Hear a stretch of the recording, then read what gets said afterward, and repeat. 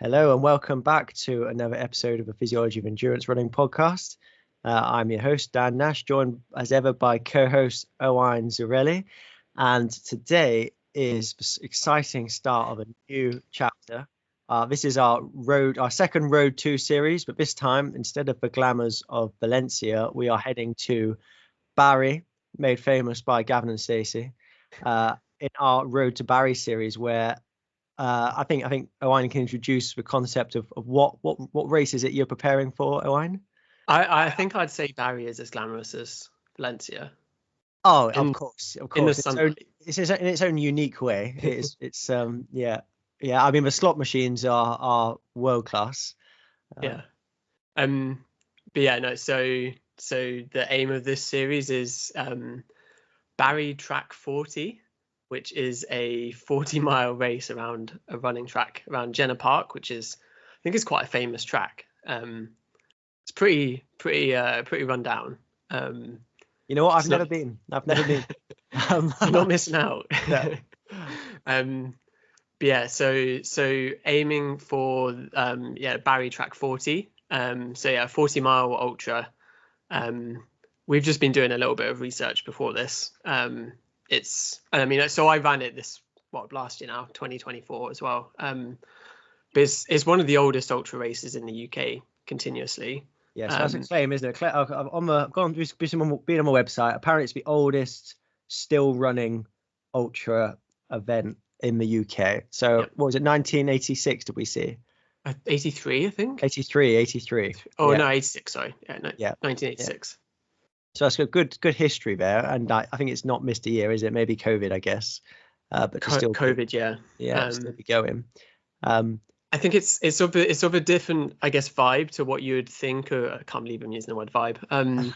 Of ultra races. Like, I guess if you think about ultra races now, you're thinking about UTMB, or like in the UK Ultra Trail Snowdon, or like you've done a race on the South Downs Way last year, wasn't it? Like there's loads on South Downs Way, North Downs Way, up in Scotland as well. Like trail races. This is I think a lot of these like road and track ultras, either on a track or point to point, were really, really popular back in like the 70s and 80s. I mean, like this makes reference to London to Brighton, which is a popular bike ride, but that used to be a running race as well. Yeah, and I'm like the best runners in the world were doing that, like ultra runners at one point. How far? I think that was like 50, was that like 80 miles or something like that, or it's something like that. It's a long old way. And you've got things like Comrade still going as well in South Africa, but there was sort of a similar type of event that was really popular in the UK. I think there used to be like Edinburgh to Glasgow as well, or Glasgow to Edinburgh. Yeah, and ultra running, I think, is getting more. Is more and more people are going into ultra running. More and more people are marathon running, and more people are going into the ultras. And there is a lot of hype around it now, aren't there? Like you said, UTMB, and everyone's trying to get him a lottery to enter that, and go through the qualification system to try and enter that race. And Barry 40 is the complete opposite of that. But, nothing like it. I think there are 11 entrants last year, weren't there? 11 people. Yeah, there wasn't many of us. Yeah, but it's capped at 40 though, because you need to bring a lap counter to come and count your laps. Is that right? Yeah. So last year it was shared between my girlfriend and my parents. Lap counters. So you have someone sat opposite where you start, and there's a big clock, and you write down the time that you passed the lap, and like then figure out how long the lap took for every single lap. It's 161 laps as well. But although it's very low key, some big names have done it. So Steve Way ran it, and I think he have a previous record. Steve Way represented England at the Commonwealth Games in Glasgow, and he's got a marathon best of 2:15, I'm pretty sure, off the top of my head, and he did run Comrades Marathon. I'm pretty sure he came third at Comrades one year, so he's a very good runner. And then Ollie Garrard ran it a couple of years ago, wasn't it? Can you help me out here? Yeah, 2023.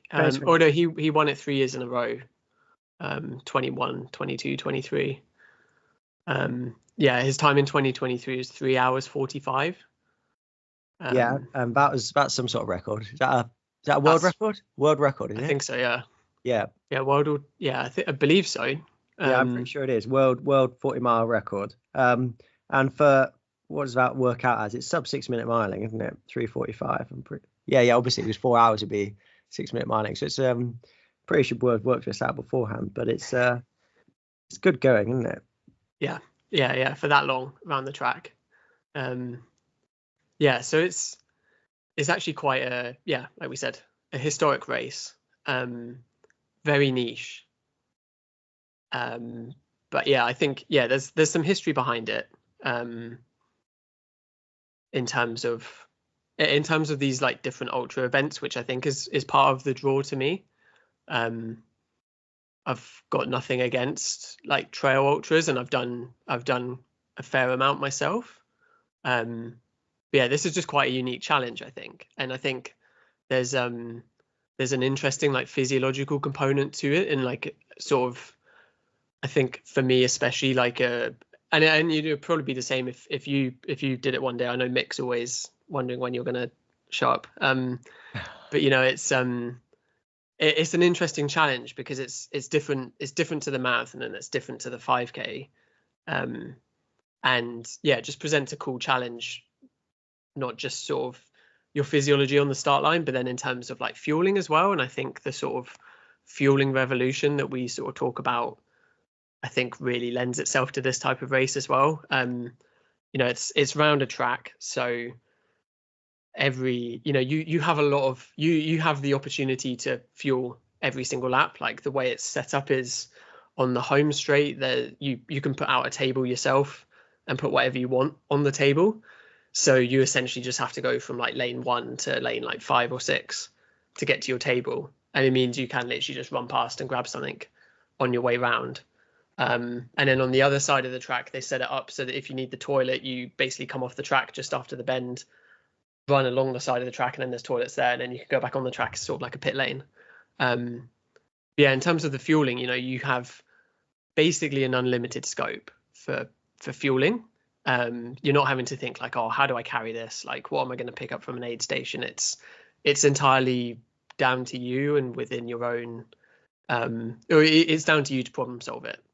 So I think that's really interesting to me. Yeah, and there's some of the reasons why we thought it'd be interesting and fun to do a Road 2 series, because it's a different event, but it's distinctly different to the marathon in terms of, you know, you're going to be racing for 4 hours, give it and a bit maybe. We can talk about goals later.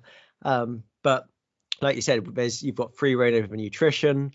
More and more people are going to the ultras, and we just thought it'd bring up some interesting talking points, if nothing else, an excuse to talk about actually the demands of ultra running, like the nutritional interventions you can put in place. How would your training look differently for an ultra event versus a marathon, for example? I think what we're going to find how similar.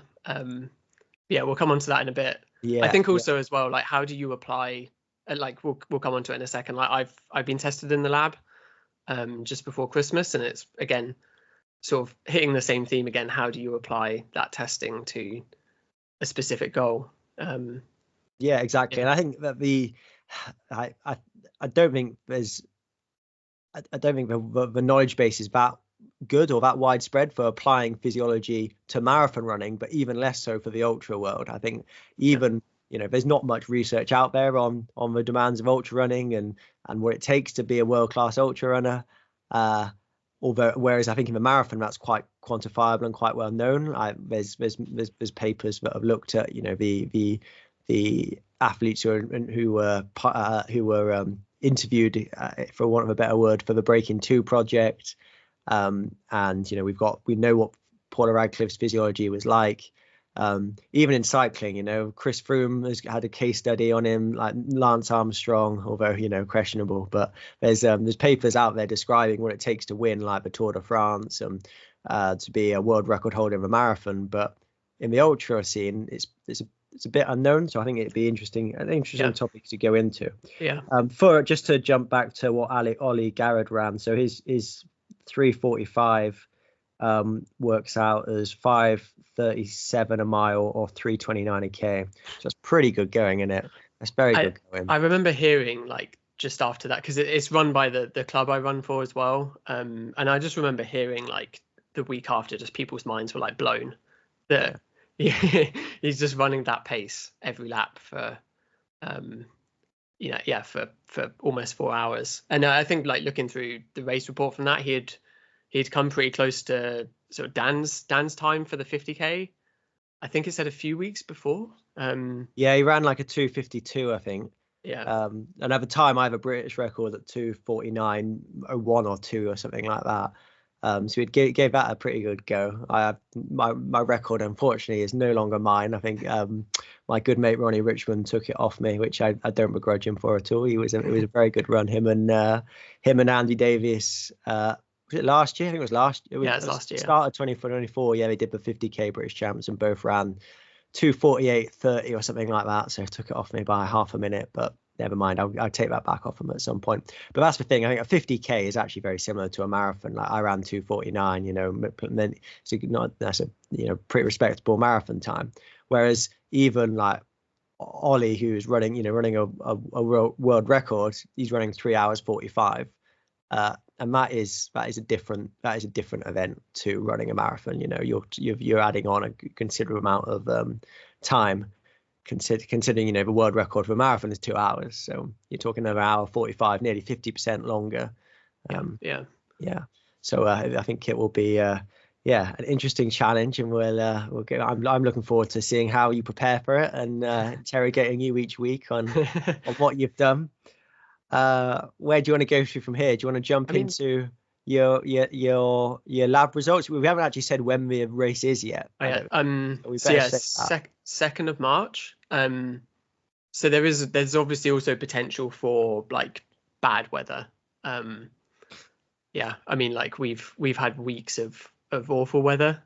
You can have a really bad day, and like on one hand, I've like it, running the last week. I'll come to it when I go through my training week, but I'm thinking like, oh God, like better not get weather like this on the day. But then you can't really change much for it, can you? And also I'm sort of thinking like, well, if there's a headwind, the worst it's going to be is for 100 meters, and then you turn out of it. So I don't know. Well, but yeah, there's potential for bad weather, but then hopefully like it's not too hot.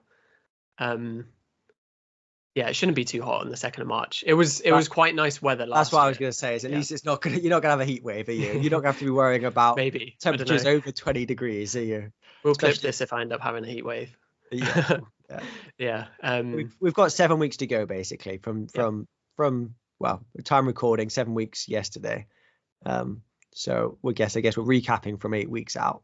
Pretty similar to what we did, or the same as what we did for Valencia. Try and check in each week, and obviously checking on how the week's gone and like the rationale for doing your training, but also bringing up some talking points about pacing, nutrition, other interventions you might put in place to try and run as fast as you can. Are you going to put a time goal out there?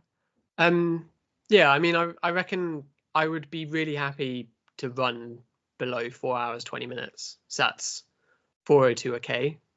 I was just saying before we started recording, like if you take into account any like brief stops to gels or like going to the toilet, it's really like you're running 4-minute Ks. I think that'd be quite nice. I mean, at the same time, it's a round number, so it's completely arbitrary, and we're putting out a time goal, but we'll come to it towards the race. But I'll probably use a pacing strategy sort of similar to Dan's in terms of heart rate. When I ran it last year, I didn't do that. I had a lap target, and the wheels came off quite badly. I think heart rate will be a better sort of guide for the race.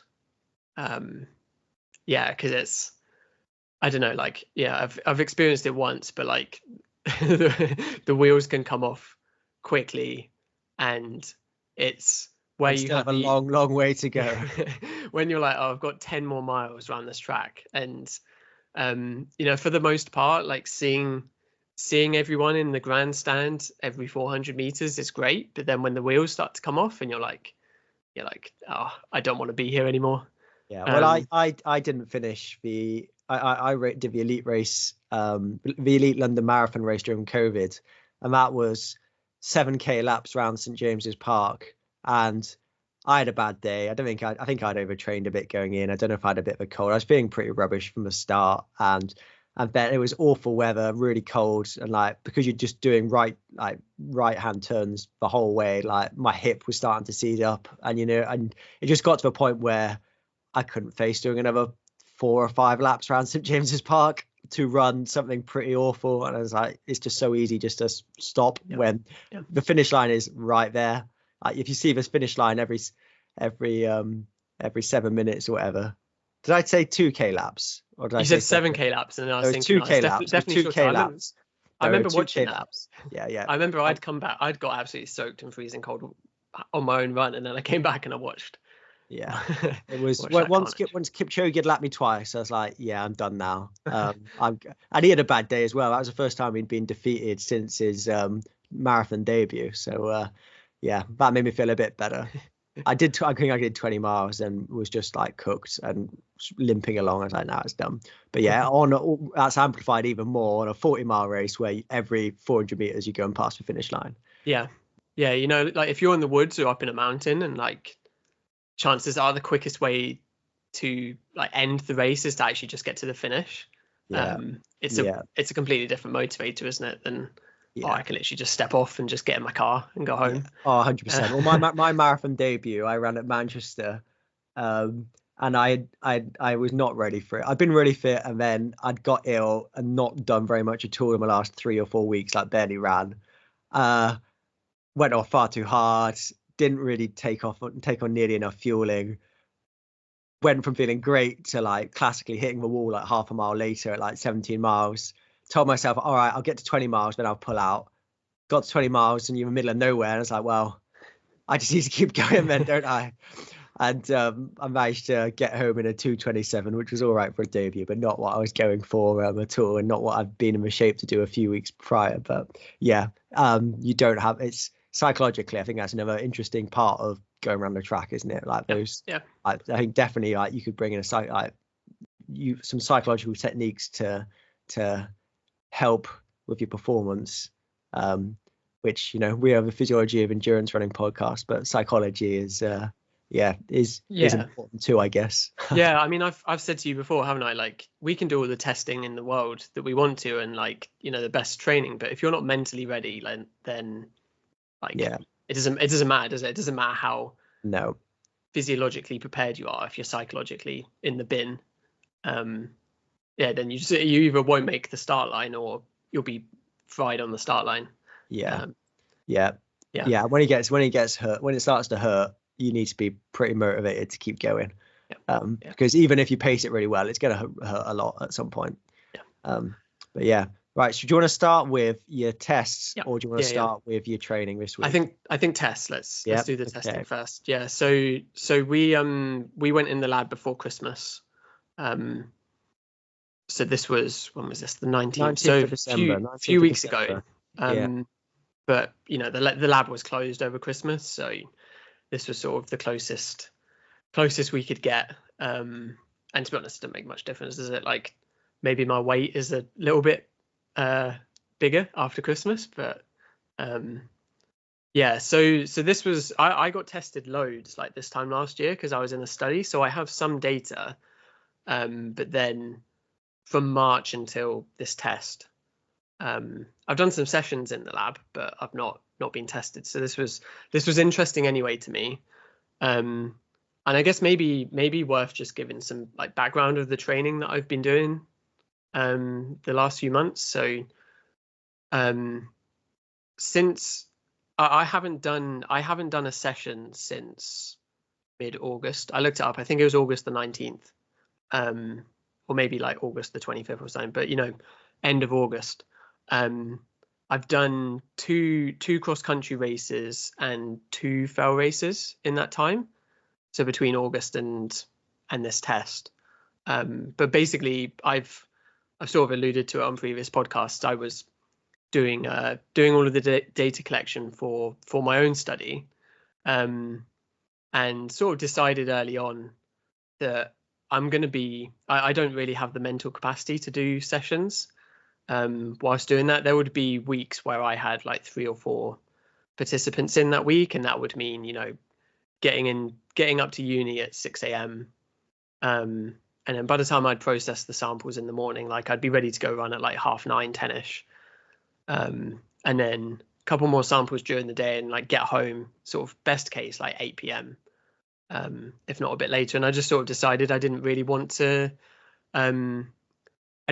be doing that and then thinking like, oh, go do a session. And I knew there'd be some weeks where I wouldn't get any sessions done, and then another week where I could do something. And I just sort of thought, not really too fussed about doing this. So I just essentially just ran it easy, but not just sort of zone 1, like all the way up to the top of, you know, my first threshold for, you know, from the end of August till this test in December, just easy running. So I think apart from getting the test for Barry and for this series, I was really interested to see like what's happened in the last 3-4 months. Like, what has this training done? Because, you know, I think people put too much emphasis on sessions, but I've, you know, basically managed to do at least 120k a week, if not 130k a week, and all in singles as well. So sort of minimum run would be like an hour. A couple of times during the week I'd be up to like an hour 20, hour 30, and then up to 2-hour long run. But yeah, so in terms of the test, in terms of the submax test, like, yeah. I was really, really happy with this. Like, I don't think you believe me, but like I got off the treadmill and we looked at the data, and I was like, this is like, I don't really care about the VO2 max test now. Like, the submax data was really good. So I think we sort of decided like the first threshold was, we say like 15.5k an hour, over 15k an hour. I mean, we can share this if you're you're happy with that. We can share it on. I was going to put it in an Instagram post, so the data will be on there. But so first threshold for me has always sort of sat around like 14.5, 15k an hour, and yeah, to see it sort of shift 0.5 kilometer an hour, and just like we're, you know, like we said, we'll share the data, but like the lactate curve is just flat for 4 stages. Yeah, it's really nice. Like, you know, 12. We started at 12k an hour, didn't we? And it's 1.01, 1.00, 0.92, 1.04, all the way up to 15, and then 16. It's only 1.25, so it's not gone up that much. Yeah. Heart rate's still like, you know, at 15k an hour, your heart rate's 163. 5 out of 10 effort. That's 4-minute Ks. You know, goal race pace. That's a great starting point, I guess. Yeah. For your road to Barry, 8 weeks to go. And like I said, like I got off the treadmill from the submax, like saw the data, and I was like, well, that's, we'll come on to it in a second, but like I think that's one of the main physiological determinants of a possible race performance at this type of race, is where your first threshold sits. Because being realistic, you're probably not going to go that far above it for this duration of event. Like, you're not going to be anywhere, whereas for Valencia, you were looking at, like 90 to 95% of your second threshold.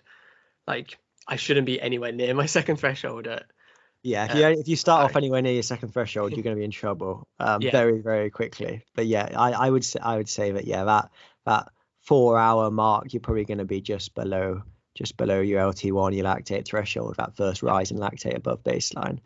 And if you're going, the more you go above that, the more it's gonna cost you in terms of like metabolically, in terms of carbohydrate use, increased recruitment of fast twitch muscle fibers, which are less fatigue resistant than the slow twitch fibers. So your durability is going to be worse as soon as you start going above that LT1. So I think getting that to one of your main goals is obviously going to be trying to get that lactate threshold, LT1, even higher again.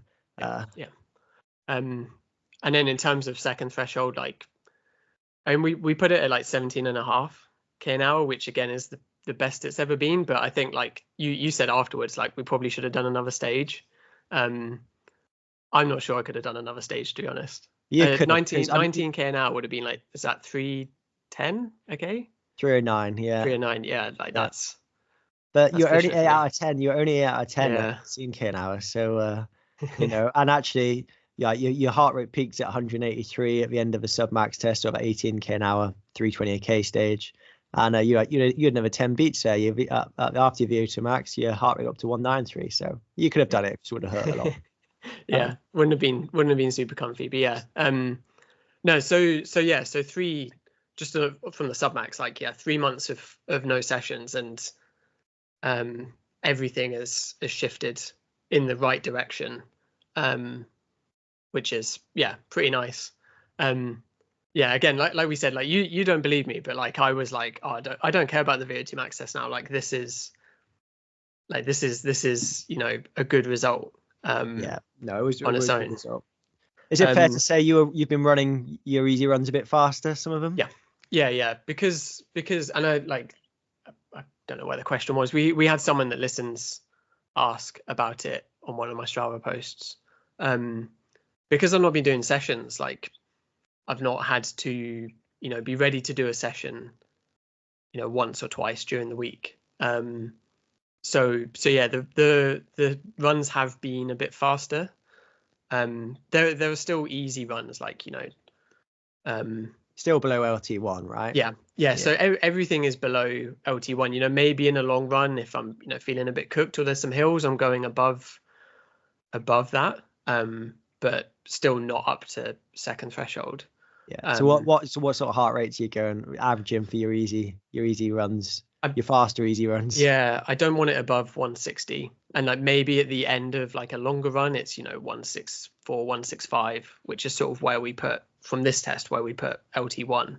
Yeah. But yeah, no, for one of the faster runs, like 160, and I sort of even break it down a bit more. Like there'll be a couple of runs during the week where I'm thinking like I don't want to go above 155. And then for my easy runs, I try, like really easy runs, I try keep them below like 145. But I guess part of it's how you feel, isn't it, as well? So yeah, and I guess the message here is, but although you've gone a bit faster, although you're going faster, actually based off that heart rate, your lactate should still be about 1. So it's metabolically you've not gone past that first threshold, and it might not be feeling easy at the end of a long run, but you're not producing lactate. You're not crossing that threshold. So just because I wasn't doing sessions, I felt like I had the scope to run those runs a bit faster, which I think is a perfectly valid way to train. I think it's an N of 1, but I think these results sort of speak to it as well, that you don't have to go, we've already talked on previous podcasts that people probably do their sessions a bit too hard anyway. But I guess one of the main takeaways from the Road to Valencia series was actually I ran faster by doing more easy stuff, not by doing more hard stuff. It was more stuff down in zone 1, zone 2, not up in zone 3, 4, 5. And that's what made the difference. So it's nice that I guess your data here has supported that, in that actually just probably being slightly higher volume, more consistent, just easy running is ended up with the best test result you've done. Which is exciting. And then I guess briefly, like the VO2 max test, like we said, like I got on the treadmill and I sort of just didn't feel like I had any pressure, which is quite nice as well. Because like a VO2 max test is not comfortable.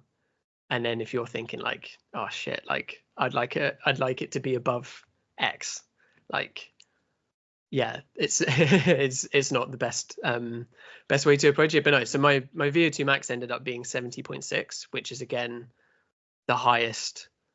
So this time last year, I think I did three submax and max tests, and they were all around like 63. And then I did a fourth, which was after I was part of the bath study, so 5 weeks of 5 baths a week. And after that, my VO2 max was 67. with quite a decent sort of blood volume increase. So yeah, the fact that it's gone up, like if we sort of say like, you know, somewhere between those is like where my VO2 max maybe sits or has sat, and now it's gone up to 70, is again a really nice result. I think an element of that might be that that I'm a little bit lighter than I was before. Yeah, we meant to look up, didn't we? Because we've got the Yeah. absolute VO2s in liters per minute, but I we'll haven't been able to find them, but come and when we do the reassessment, we'll have to go back and have a look through the actual absolute data, because that obviously makes, you know, if you lose a kilo, your VO2 max is going to go up by about 1 point, you know, roughly. Yeah. So a bit lighter makes a bit of a difference.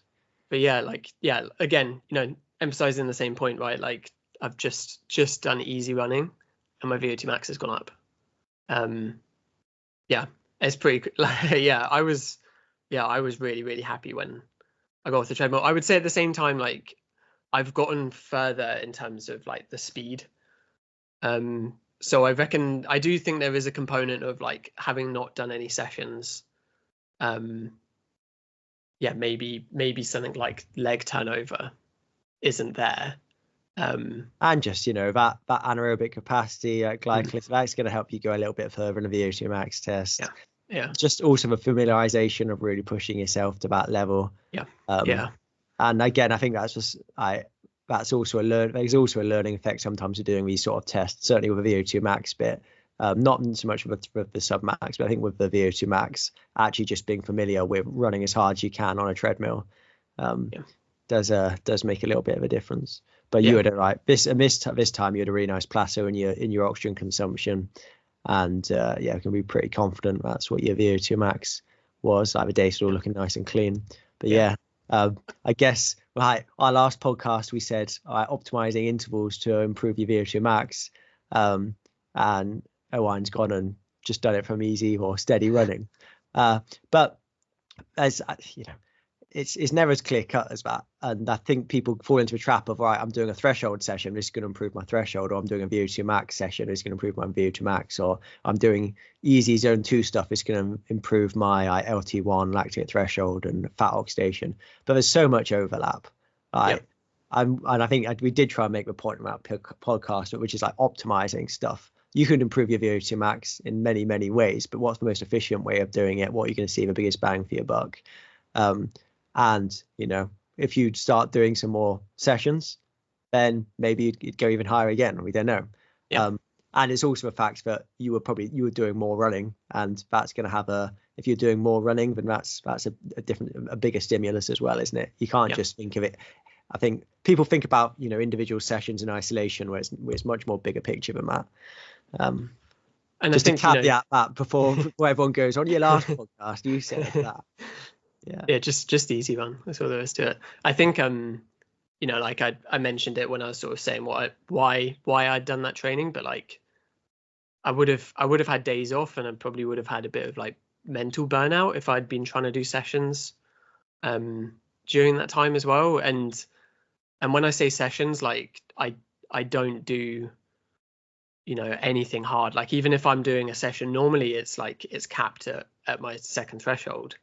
So it's not necessarily like really hard running. But yeah, I think that would have, you know, just wouldn't have enjoyed running as much. And I think that does play a part as well. Like, you know, like you say, doing more running and being more consistent is the most important part. And that was the best way for me to achieve that from the end of August. I think I had 2 days off because of, you know, one of the various like freshers flus that was going on. Oh, sorry, I had 2 days off for that, and then 1 day off a week before this when I moved house. So nice and consistent, right? And we're all individual, aren't we? Because I quite like the sessions until I'm really tired, and then I just can't be bothered. I do quite like the sessions, but I like the easy running as well. And some people really hate the easy running, don't they? And actually comes to it, but they love doing 10-400s off a minute, like as hard as you can, and that feeling of really exerting yourself. And that is fun as well in your own way, in its own way. I've for a few times I have really thought, you know what, I'd really like to see what my response was to doing something similar to what you've done. Right, we're just going to run loads of miles, some of them a bit faster than I normally do, like, you know, but still like zone 2 type stuff. But I've never quite the balls to go and do it.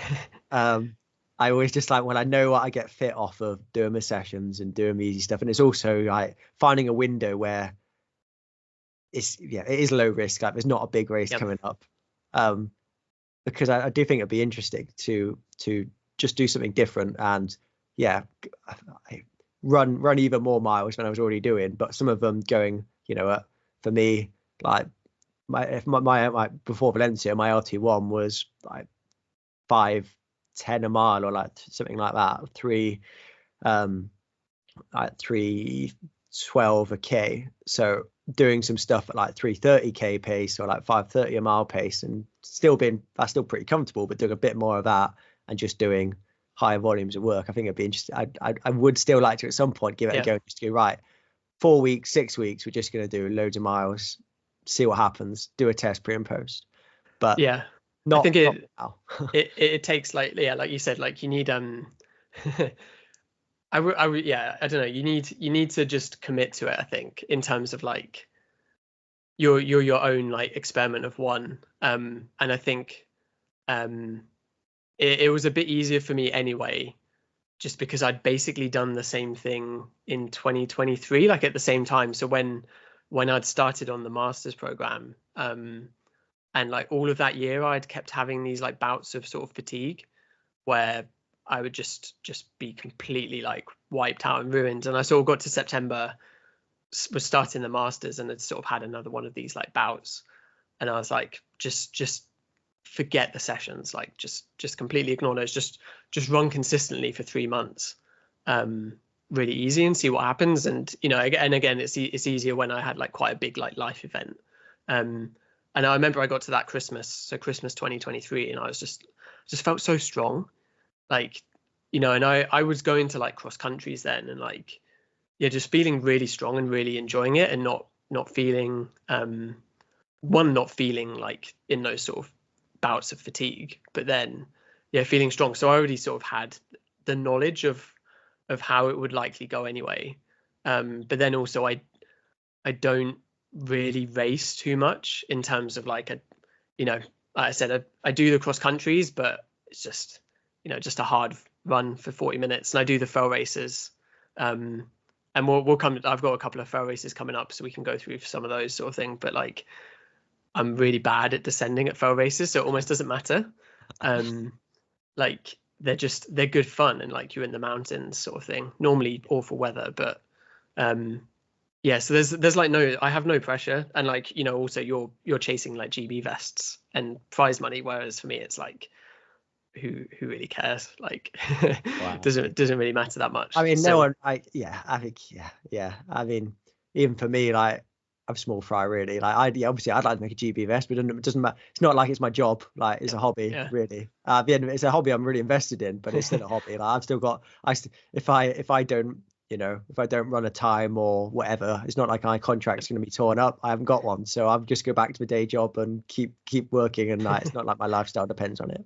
But obviously, I'd like to run as fast as I can. But I do think, obviously, like, to be the best you can, you need to do sessions and you need to do easy running. But I think people overestimate how much benefit they're getting from the sessions and underestimate how much they're getting from the easy running. And I would say most of it is coming from the easy running. Like, you know, if you're an elite athlete and you're doing, let's say, 12 hours of training a week, well, actually only a max of probably 2 hours of that is at any sort of intensity. So that other 10 hours in a week must be doing quite a lot of work. Like, you're not just getting fit off that 2 hours a week. And like my wife Jemima, she's pretty much, well, she had long COVID, which affected her for about 6 months. And then she basically went straight from that into getting pregnant with our son. And then actually had a cesarean, and so actually couldn't run straight away. So by the time she started running again, she was pretty unfit, and started off literally like couch to 5k, and has done easy running, mostly at 9 minute, now down to like 9 minute mile pace, maybe high 8s on a good day. But she's been like setting PBs recently, which were set 8 years ago. She used to race 1500 meters on the track, 8 and 15, and she's been like a couple of seconds off a 5K PB over Christmas and around a 3K PB, and she probably does on average 2 harder sessions or races a month. But as most of the time, just going out and not doing massive mileage, but just it's amazing how much just going out and doing, 35, 40K of running tops but almost every week, right? How much benefit that gives you. Because as a kid, she was going to the track, and she was one of those who would be at the track 3 days a week, throwing up over after half her sessions, and like just being like cooked all the time. And she's running just as fast now off of mostly running around at 9-minute mile pace. Not for very long either, like 40 minutes. So yeah, easy running is really important. I guess one more thing from these results we need to talk through, we need to say about two more things actually before we get to your week is your economy and your carbon fat oxidation. So your economy was, I don't know what it was previously, but your economy was really good actually. So it started out for the first couple of stages at 204, 200 mil per kilogram per kilometer, which is already like a good level, and actually goes down to 198, 197, 192. And the caveat is with those faster speeds, they're not how you would best capture your economy. But regardless, across all the speeds, your economy was pretty good, and like mine is only marginally better when it's at its best. So that's a nice place to be with great economy and a great VO2 max. And then we've got your carbon fat oxidation rates, which out of like, we always say that the primary determinants of endurance performance, your VO2 max, like your top end, your thresholds, like what percentage, which are going to determine what percentage of VO2 max you can sustain. And then your economy determines how good at you at converting that oxygen into speed, like actually out of that VO2 max or that fraction of it, what's that actually convert to in terms of speed. So they're the big three. And then like in the ultra events particularly, then carbohydrate and fat oxidation rates become important. Obviously you want to be more reliant on fat, less reliant on carbohydrates. However, I always sort of see this as like a secondary determinant, because one, actually you're more efficient burning carbs and fats. So in actually a 10K, you want to be burning 100% carbohydrates, and you probably will be. And even in a marathon, if you're burning more carbohydrates, then you're going to be more efficient. You just want to make sure that you're not burning through them so quickly that you hit the wall before you get to the finish line. So it's a bit of a balance there. In the ultra events, then probably having a high fat oxidation rate is going to be more important. But at the same time, it's easier to fuel in a ultra event. It's easier to take on carbs, and you're not burning carbs at a higher rate. So I think it's important, but I don't think if I was going to do a correlation between fat oxidation rates and performance, it would be not that strong compared to VO2 max, economy, and the thresholds. The other thing is when we can measure it and quantify it during the test, but it's so susceptible to what you ate in the few hours prior to the test, what you ate in the day before the test. Like if you came into the test fasted, your fat oxidation rate is going to be way higher compared to if you'd come in and just had like a high carbohydrate diet in the 24 hours prior. And your fitness doesn't change, you've just changed what you've eaten. So I'd never hang my hat on them. But I would say your fat oxidation rates, your peaks are at 3 calories a minute, which is all right, not super high. I've seen a lot higher, but again, we didn't control your diet before this test. I can't remember what you ate. Did you have a gel before? Yeah, I had a gel because we did it at like 3 p.m, didn't we? And like I can't do afternoon runs, so like and that's going to reduce your fat oxidation rates. And like for context, the highest I've seen is probably 10, maybe 11 calories a minute. But that's been in like Ironman athletes or half Ironman athletes. And I'd say 3 calories a minute is quite typical of what I see. I've seen a lot lower as well, but it's not super high. But again, we didn't control for it, so I wouldn't be too concerned about it, to be honest. And especially with Barry, where I can fuel non-stop basically, like it's not as big a sort of concern, I guess. And I guess in terms of like applying this to the race, like we sort of mentioned before, like that first threshold, the economy are sort of the main takeaways. Like VO2 max is like, you know, is fine, but like I'm not going to be thinking about that at all in the build up. And then the, you know, the fat oxidation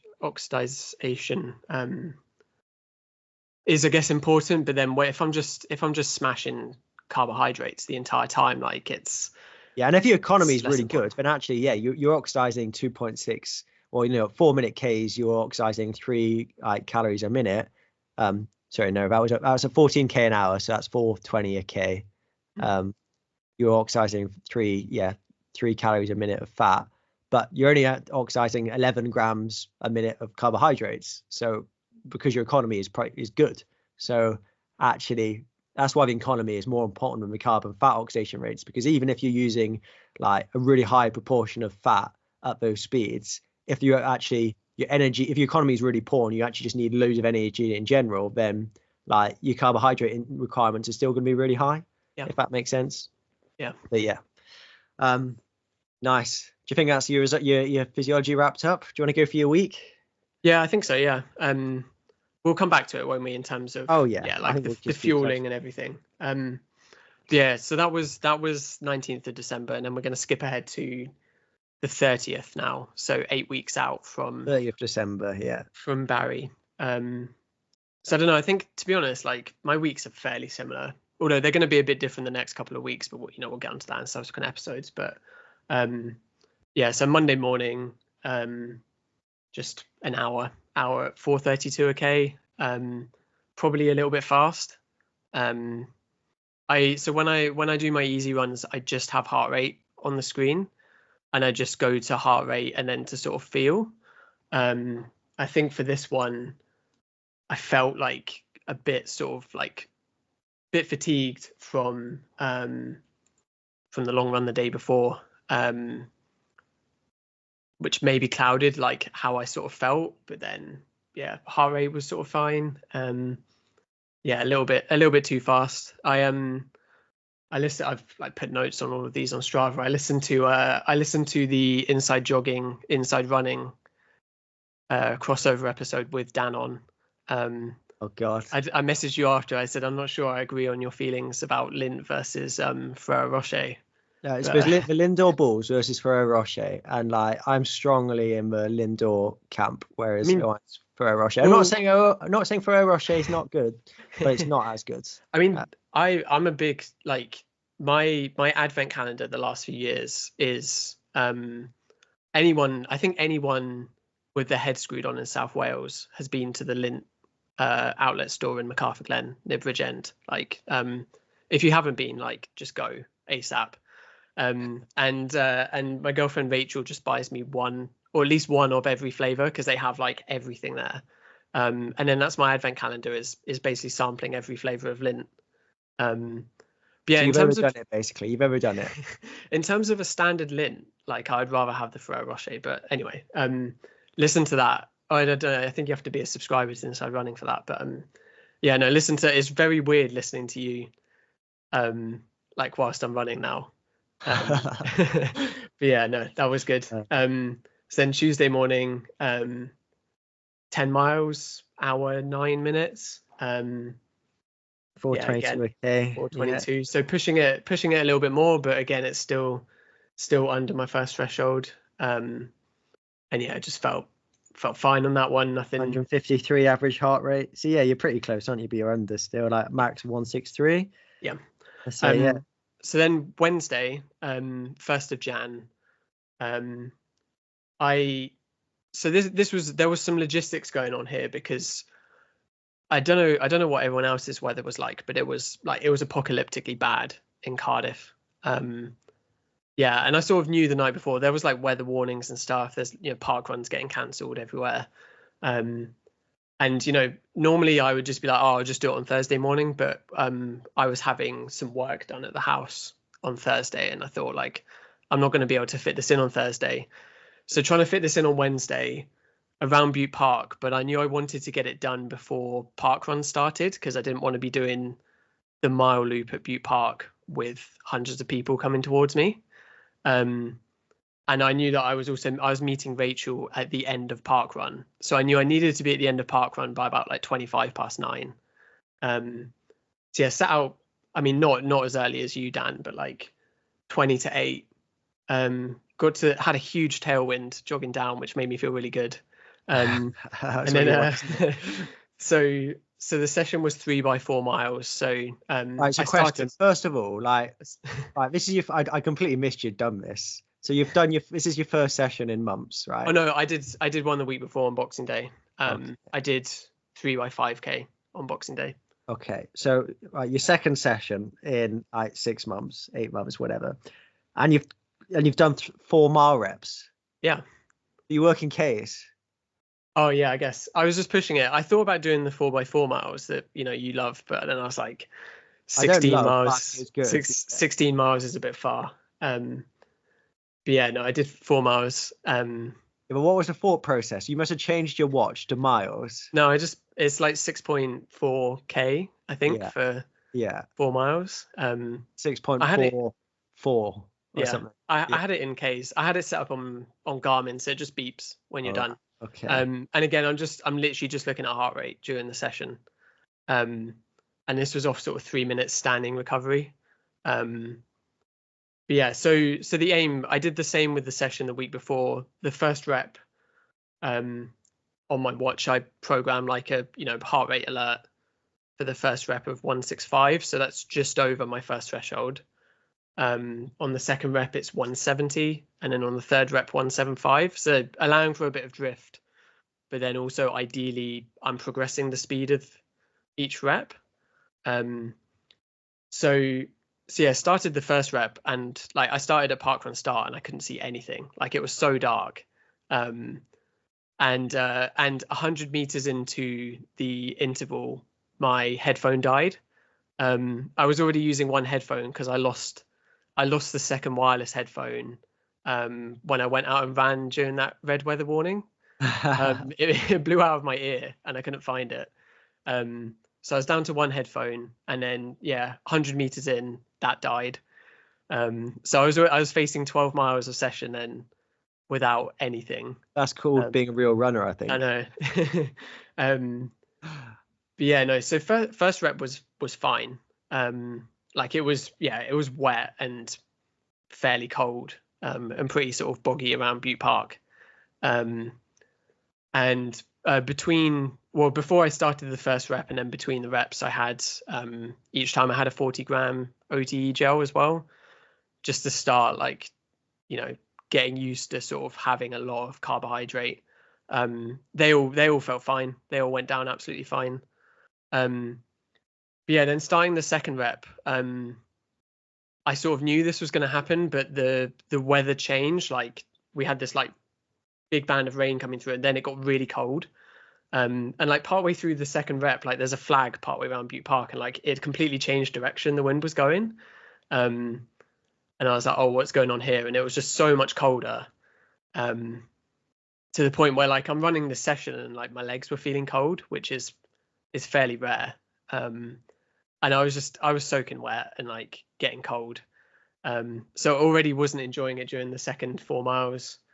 Had another gel, and then the third rep, like for most of it, I was like looking down at my watch and I was like, I need to run harder. Like my heart rate's, there was one point, halfway through it where my heart rate was like 168, and I was like, I need to run faster, but I just couldn't. Like I was just so cold at that point and wet, that it was just, towards the end it wasn't great. So I progressed the speed of every rep, and my heart rate was slightly higher each rep, wasn't it? Yeah. You were pretty consistent, weren't you, really, looking at it? Like I was like 348 average for the first 4 miles. I'm mixing up my Ks and miles here, but 345 for the second, and like 337, 338, something like that for the about that final one. So nicely progressed, and like I take a sort of 4 or 5 second per K increase in speed for 4 BPM at the end of 8 miles plus into a session. Yeah, and also at the end, I completely mistimed it, and I ended up like I got to Parkrun Crossroads, and the leader from Parkrun was coming towards me, and I was like, I can't run against the entire Parkrun field to get back to the start. So I like weaved my way through the ambulance station, Yeah. like at the end of the rep, which wasn't ideal either. I think barely anyone showed up to Parkrun, but I know there's a few people in Cardiff that like chucking elbows during Parkrun, so I was like, I don't want to take them on You gonna going name the any opposite names direction. there, or That's on our Patreon special. yeah, is that right? Yeah. But yeah, no, so pretty happy with the session. Like, you know, I will happily point the finger at people calling out the weather on their sessions, but it was pretty crap. Yeah, it wasn't ideal weather, but no, 12 miles of work, sort of in that, between the two thresholds, which is what most of my sessions are going to be. It's going to be accumulating a lot of time between those sort of two thresholds, and then basically adding mileage. But yeah, ran home, basically just got straight in the shower, like didn't even get really undressed, just got straight in, tried to warm up. With your clothes on. Yeah, pretty much just straight in. I get Raynaud's quite bad, so like my hands, like to the point where like I literally just can't do anything with my hands, so I just get in and just try and warm up. Yeah, that's so a horrible feeling. it's not nice. It's not been a good week for that. Yeah, and then so what that'd be Thursday morning, again just an hour easy. Nice and easy after yesterday, the day before, wouldn't it? Yeah. Back to 4:37 a k. Yeah. What's your heart rate for this? Let's have a look quickly. I got it here. Well, it's still quite high, maybe a bit tired. 146, lower, but yeah, that's not too bad. Like, there's some hills. I mean, one of the things I try and do, because I live within 3 minutes run of like the Taff Trail, so I could do every single run with about 20 meters of climbing, but I don't think that's good for you anyway. And also I don't actually like the Taff Trail that much. Like, it gets quite frustrating. You've done it too often, that's why. Yeah, so I have this sort of rule where I think for outside of sessions, I think you should be doing at least like 100 meters of elevation per hour that you run. I think is a good sort of minimum benchmark. And on an easy run, like it's going to be around that. Like, you don't want to do loads of hills, right? But so yeah, I've got this loop that goes up to like Castlecock, which if you've ever been to Cardiff, it's the sort of like fairy tale looking castle to the north of the city. Well. Yeah. Yeah. So yeah, not, like I said, I could literally just run for an hour, like up and down the Taff and get barely any elevation, but try get a bit of elevation. I mean, I definitely don't do 100 meters per hour, like for most of my easy stuff, because I live like on a canal, so I can do 5 miles out, 5 miles back, and have about 5 meters of elevation. And if I'm tired, I will do that. I think I agree that getting some more climbing in is good. I agree. I think there's a balance, isn't there? But it's just an easy option, isn't it? Yeah. And I think, to be fair, you probably do enough miles that you could maybe like reduce that amount. Whereas for me, like just in a single run a day, like, and then also I think it doesn't necessarily matter for Barry, but I think in general you're probably a better like all-round runner if you actually just do a little bit of climbing. I agree. And descending as well. Descending is the big thing. That sort of eccentric loading. But yeah, no, so yeah, just an hour easy on Thursday. Friday, 20k at sort of 4:15 a k, so a little bit faster, a little bit longer. I wouldn't bother 7-minute miling for because we're mixing everything up now, metric and imperial. But yeah.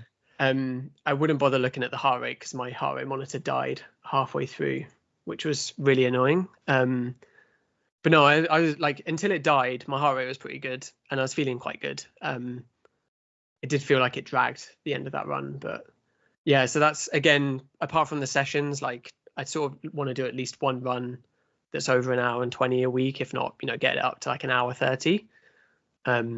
Just where you're just not chasing mileage, but that's adding a bit more. You did an hour 25, didn't you, for your hour 24:57 for your 20.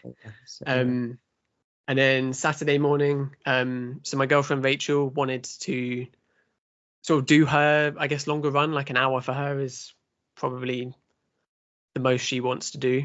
So yeah, went and did most of my normal sort of hour loop with her, and then finished up at a cafe or a bakery that didn't have any baked goods, which was a bit disappointing. Which one? I don't, what's it called? Heathcock Bakery. So Heathcock's a really nice restaurant. Yeah. In Llandaff city of Llandaff. City of Llandaff. Yeah. Yeah, and I'd run past it a few days before and seen like, oh, there's like loads of like loaves of bread and like, yeah, baked stuff outside. It's like, oh, let's finish there. And then there was nothing, which was disappointing.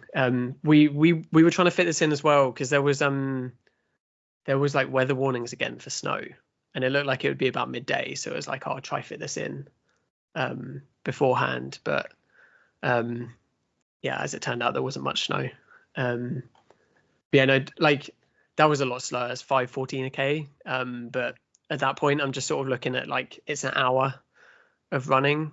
And also, yeah, like I'm not too fussed about the pace. Like it's an hour of running where I'm enjoying myself for the entire hour because I'm running with my And partner. heart rate's 130. You're still doing something, aren't you? Like I really don't think. I think people get too obsessed with pushing the pace and on the easy stuff. Right, you're still going to get something out of it. You'd have to go super slow to not get anything out of it. Yeah. But no, nice. And you've got 111 meters of elevation in there, so you tick to your box there if you get 100 meters in. I'm not sure Rachel enjoyed that bit, but yeah, it's a nice little loop. It's up to sort of Tongwyn Lies, like Castlecock is nice. And then Sunday morning, I thought I would be able to get out and remain relatively dry, but that didn't transpire. I think you got out a lot earlier than me and were mostly fine. Yeah, it was like loads of like slush, ice, snow on the ground, but not too wet. But yeah, I think but at the end of the run, it was just starting to pick up, and So I basically got 2 hours of rain and about 2-3 degrees. And for the first 10k, it was fine. And then I stopped on the barrage to go to the loo, and then like had my gloves under the hand dryer, and I like left there, and like my gloves were completely dry again and warm, and I was like, oh, like sorted, we're all right now. And then within 10 minutes, they were soaked and couldn't feel my hands. But no, this was just 27k, hour 56. Basically ran down to the barrage. Like Cardiff Bay Barrage is quite a nice little loop. It's where Cardiff Half goes. Have to be careful sometimes with the wind around there, but it was fine. And then back up the Ely, which is one of the other rivers in Cardiff. That was pretty muddy, wasn't it? Yeah, that was really muddy. Yeah, that was a mistake. Muddy and like icy puddles and stuff. Yeah. So my feet were freezing cold. My hands were freezing cold. And then out to sort of St. Fagan's and a bit of climbing at the end. I'd almost gotten dry by the end of it, and then some arsehole in an Audi splashed me. I was really like, I was so cold, and I was absolutely fuming. And just 2 hour 56, three gels again. And I finished this one, and I sort of thought like, if I wasn't so cold, I probably could have quite easily done like 2 hours 20. Like I was feeling pretty good. Just nice and easy, nice and relaxed. But yeah, I was just so cold. It was just sort of, it got to a point where I was like, what's the point? I mean, maybe we'll touch on it at another point, but like, a part of my undergraduate degree was looking at sort of the idea of like resilience. So it's, more psychology, but one of the big things that I think a lot, you see it a lot, like David Goggins and stuff. It's like absolutely burying yourself to sort of make yourself tougher. And that's not really how it works. Like you can do things like that, but you need to have quite a good structure around it and not just bury yourself for no reason. And I was just sort of running, and I was like, I'm feeling fucked. Like, yeah, I need to get back for this. But yeah, no. So what was that for the week? 126k. Yeah, 9 hours 19. Yeah. Nearly pushing that 1,000 meters of elevation, climbing 936 meters. good So, week, yeah, good start. good week. And also just to say, you've been really consistent over the last like 12 weeks, whatever it comes up on Strava, isn't it? Like, yeah. Right, one lower week at 85k, but all the rest have been like, well, your standard seems to be 125, 126k. Yeah, it's a nice solid block of training. Yeah. But yeah, so yeah, week 1. Guess we'll be back to next week with another session, another long run. Yeah, hopefully that's an interesting sort of start, and a different sort of race as well, because yeah, bit of a more unique distance, I think. Yeah, I think, well, hopefully you'll find it interesting. I'm looking forward to getting into it, and yeah, we'll see what the difference is of between training for an event that's going to last about just over 4 hours to an event that was lasting just over 2 hours. So yeah, what are the differences? What are the similarities? What can we? I think there'll be hopefully some takeaways, even if you're not training for ultras, but can help inform your own training for whatever distance you're training for. Yeah. I think that's let's wrap that up there. I'm gonna go pick my son up from nursery, and I'm about to be late. So thanks for listening, and we'll catch you again next week. See you next week.